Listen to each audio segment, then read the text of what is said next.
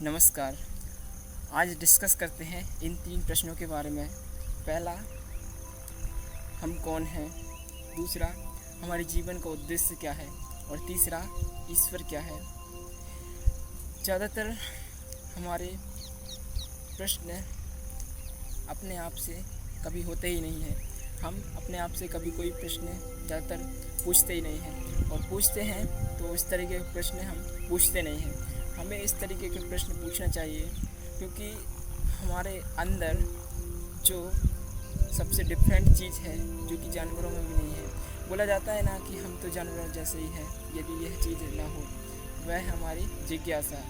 हम जिज्ञासा कर सकते हैं, हम किसी चीज़ को जानने की जिज्ञासा कर सकते हैं। हम में वह चेतना है जिसकी मदद से हम परम ज्ञान को प्राप्त कर सकते हैं।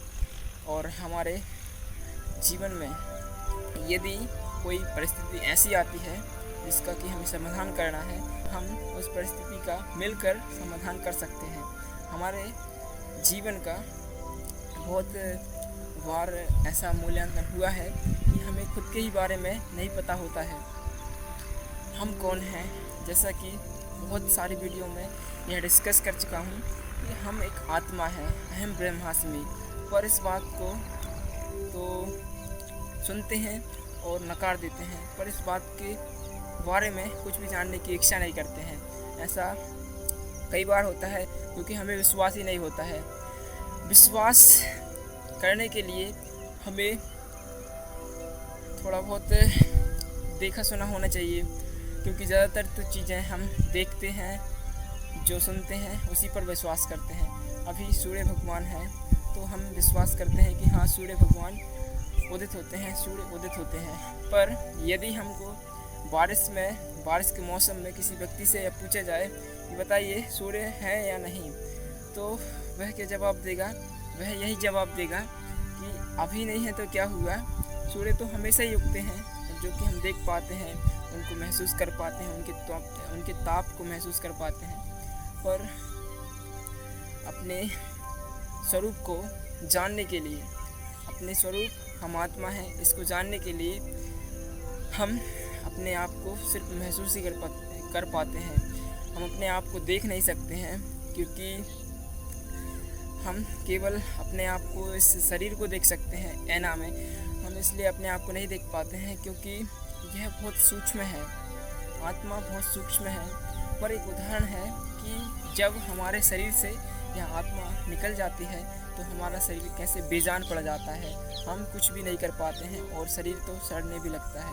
यह शरीर की अंतिम स्थिति होती है, जब शरीर पूरी तरीके से स्तब्ध हो जाता है, जम जाता है, रुक जाता है, कुछ भी मूवमेंट नहीं होता है। तो हमें अपने आप के बारे में थोड़े जानने की कोशिश करना चाहिए, जिज्ञासा करना चाहिए कि हम कौन हैं। अब यह जानने की ज़रूरत क्यों है? तो हमें यह जानने की ज़रूरत इसलिए है ताकि हम अपने स्वरूप को पहचानें, हम अपने आत्म भाव को पहचानें, ताकि हम दूसरों में भी उस आत्म भाव को देख सकें। क्योंकि हमारा जो मन है वह हमें कंट्रोल करता है। हम जो भी कुछ कर रहे हैं, यदि हमें कुछ ज्ञान नहीं है तो हम वही सब करने लगते हैं जो कि हमारे काम का नहीं है। तो ज्ञान, आत्मज्ञान, यह सब प्रैक्टिस से आएंगे, अभ्यास से आएंगे, और आप उन व्यक्तियों की मदद से इन सभी को प्राप्त कर सकते हैं जिन्होंने कि इस चीज़ के बारे में थोड़ा भी रिसर्च किया है, इन सब चीज़ों के बारे में जानते हैं। रास्ता तो वही गुरु बता सकते हैं जिन्होंने कि वह रास्ता स्वयं तय किया हो। हमारे ज़्यादातर प्रश्नों के उत्तर भगवद गीता में मिल जाते हैं, और श्री कृष्ण भगवान ने उस किताब के माध्यम से हम सभी मानव जातियों को यह दर्शाने का प्रयत्न किया है कि आप अपने आप के बारे में जानें, ताकि आप दूसरों के बारे में उतने ही अच्छे से सोच सकें जितना कि आप अपने आप के बारे में सोचते हैं। हम ज़्यादातर स्वार्थी हो जाते हैं क्योंकि हम केवल और केवल अपने बारे में सोचते हैं। पर जब हम अपने आप के अंतर रूप को जान लेते हैं और उसी अंतर रूप को दूसरे में भी देखने लगते हैं, तो हम उनके साथ ऐसा व्यवहार नहीं करते हैं, हम उनके साथ भी अच्छा व्यवहार करते हैं। और यह सब जानने के लिए हमारे अंदर योग्यता होना चाहिए। ज़्यादातर बात सामने आती है कि भगवान श्री भगवान को जानने की अगर बात की जाए तो अभी तो हमने अपने आप को ही नहीं जाना है, भगवान को जानने की तो बात बहुत दूर है। तो ठीक है, अपने आप को जान लिया कि हम एक आत्मा है, इसके बाद हम अपने आप को जान पा रहे हैं, अपने आप को महसूस कर पा रहे हैं, यह बहुत बढ़िया बात है। अब इसके बाद यदि हम भगवान को जानें तो यह और भी अच्छी बात होती है, क्योंकि आत्मा के बाद परमात्मा को जानना यह एक अच्छी सीढ़ी है। हम अपने आप को जानें फिर भगवान को जानें। अब भगवान को जानने से पहले बहुत सारे विचार हमारे दिमाग में पहले ही आ चुके होते हैं कि भगवान को तो हमने कभी देखा ही नहीं है, हम कैसे उनको महसूस कर सकते हैं, हम कैसे उनको जान सकते हैं। तो उन सब का जो उदाहरण है वह भगवद गीता में बताया गया है। उनको जानने का एक कारण भी है कि उनको क्यों जानना चाहिए, हमें उनको जानने के क्या फ़ायदे हैं। हम अपने जीवन में यदि ईश्वर को महसूस करना चाहते हैं तो अपने कर्म को ही देख लेते हैं। हम जो भी कुछ कर्म करते हैं उस सब के बारे में हम सोचते हैं कि हम ही कर रहे हैं। हम सोचते हैं कि यह शरीर मैं इसके द्वारा अपने काम कर रहा हूँ, ये हाथ है जिसके द्वारा कि मैं खाता हूँ, तो कर्म तो मैं ही कर रहा हूँ। पर यह हमारी सूक्ष्म बुद्धि होती है जो कि इस सब के पीछे की रीज़न को नहीं जान पाती है। और इस सब के पीछे का रीज़न मतलब यह कर्म क्यों हो रहा है, कैसे हो रहा है, ये सब को नहीं जान पाती है। तो वह सब उन्हीं की कृपा से हो रहा होता है। और यह बुद्धि उस लेवल तक तभी पहुंच पाती है जब इसमें पवित्रता हो। हमें यदि ईश्वर को जानना है तो हमें अपने आप को पहले योग्य बनाना होगा, अपने आप को पवित्र बनाना होगा, मानसिक रूप से, शारीरिक रूप से और विचारों के तौर से। और हमें अपने आप को हृदय से पूरी तरीके से ईमानदार होना होगा, क्योंकि जो व्यक्ति ईमानदार होते हैं वह ईश्वर के बहुत करीब होते हैं। अपने प्रति ईमानदार, दूसरों के प्रति ईमानदार। हाँ, इस संसार में सीधे लोगों को लोग जल्दी ठग लेते हैं, पर ऐसा बिल्कुल नहीं है कि हम ऐसी स्थिति पड़ने पर बिल्कुल चुप रहें। हमारे कॉमन सेंस को भी उपयोग करना है कि कभी यदि हमें कोई कष्ट दे रहा है तो अपने शरीर की सुरक्षा करना हमारा कर्तव्य है, हमारा धर्म है। तो हम इस शरीर को सुरक्षा करने के लिए उससे भी प्रतिकार कर सकते हैं। हमारे जीवन का यह पड़ाव भगवान को जानना बहुत ही रोमांचक है। इस पड़ाव को तय करने में सारी उम्र बीत जाती है और ज़्यादातर तो कभी कभी समय ही नहीं बचता है। हम सोचते हैं कि ईश्वर को जानने के लिए वृद्धावस्था ही बहुत है। अभी बचपन में स्कूल जाने में समय व्यतीत करते हैं, इसके बाद जब जवान हो जाते हैं तो नौकरी करने में समय व्यतीत कर देते हैं, और इसके बाद जब हम अपने स्टेबल हो जाते हैं, नौकरी वगैरह लग जाती है, धन प्राप्ति हो जाती है, परिवार में अच्छी सुख सुविधाएं हो जाती हैं, उसके बाद हम सोचते हैं कि हमें अब यह जो समय बचा है उसमें भगवान की पूजा पाठ करना चाहिए। पर उस समय एक चीज़ नहीं रहती है जो कि इस समय है, वह है एनर्जी, ऊर्जा। हमारे जीवन में यदि इसी समय से हम भगवान का स्मरण करना शुरू कर दें कुछ समय के लिए ही, तो कितना अच्छा रहेगा। हम अपने जीवन को इस तरीके से बेहतर बनाते जाएंगे। और यह जीवन मिला ही इसलिए है, हमारे जीवन का उद्देश्य ही यह है। अब एक विचार आता है कि यदि हम भगवान को जानने का प्रयास करेंगे, उनको जानने में थोड़ा भी समय लगाएंगे, तो हमारा फोकस, हमारा ध्यान वहाँ पर चला जाएगा, तो हम वास्तविक भौतिक जीवन को नहीं जी पाएंगे, इसमें कठिनाई होंगी। तो हाँ, होती है, और यह तभी होती है जब हम बिल्कुल शुरुआत में होते हैं, और शुरुआत में तो बहुत सारी चीज़ें कठिन ही होती हैं। पर ज़िंदगी क्या है? ज़िंदगी हमारे संतुलन के बारे में, हमें सब चीज़ों के बारे में संतुलन बना के रखना चाहिए। हमारे 4 चीज़ें हैं जो कि हमारे जीवन का पार्ट है।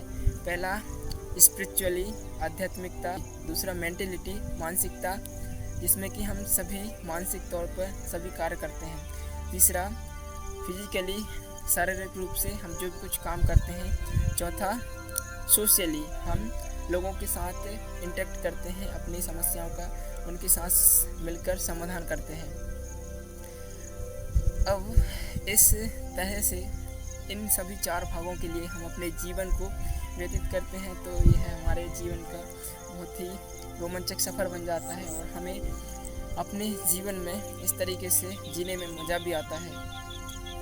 ज़्यादातर हमारे प्रश्न यहीं समाप्त नहीं होते। हमारे प्रश्न हमारे दिमाग में यह भी उठते हैं कि क्या भगवान की भक्ति सब कुछ है, क्या फिर भौतिक चीज़ों को छोड़ देना चाहिए? नहीं, पर हम यह भूल जाते हैं कि भौतिक चीज़ों को यदि उपयोग करना है, भौतिक चीज़ों को यदि भोगना है तो फिर हम भगवान से दूर होते जाते हैं। तो हर एक काम भगवान को केंद्र बिंदु मान के करना चाहिए। इससे भगवान से दूर भी नहीं जाते हैं और उन सब चीज़ों से लगाव भी नहीं होता है, क्योंकि भौतिक चीज़ें हमारे इंद्रियों को भोग विलास में डुबाती रहती है और हम भगवान से दूर होते जाते हैं। हम आत्मा से ही दूर होते जाते हैं, अपने आप को ही नहीं जान पाते हैं।